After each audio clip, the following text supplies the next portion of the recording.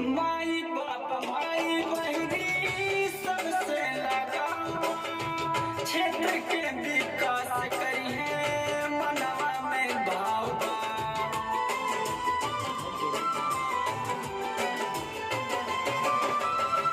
माई बाप माई बहनी सबसे लगाओ, क्षेत्र के विकास करी है मनवा में भाव बा। देके आशीर्वाद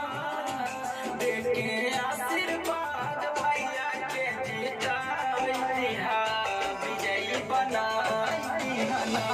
जिला पंचायत इनके अब बनाई दिहा, की जीताई दिहा। वार्ड नंबर 16 के जनता से हाथ जोड़कर निवेदन है कि इस बार जमीउल्लाह भाई जी को जिला पंचायत का चुनाव जिताना है और अपने ग्राम क्षेत्र में विकास कराना है।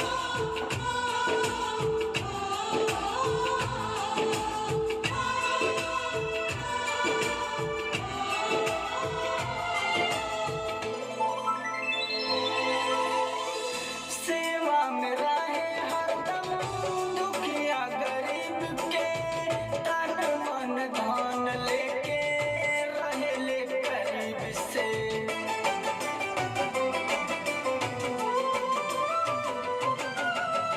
सेवा में रहे हरदम दुखिया गरीब के, तन मन धन लेके रहे ले करीब से।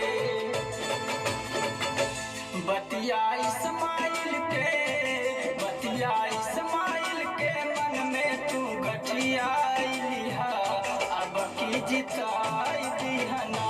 जिला पंचायत इनके अब बनाई दिहा, अब की जिताई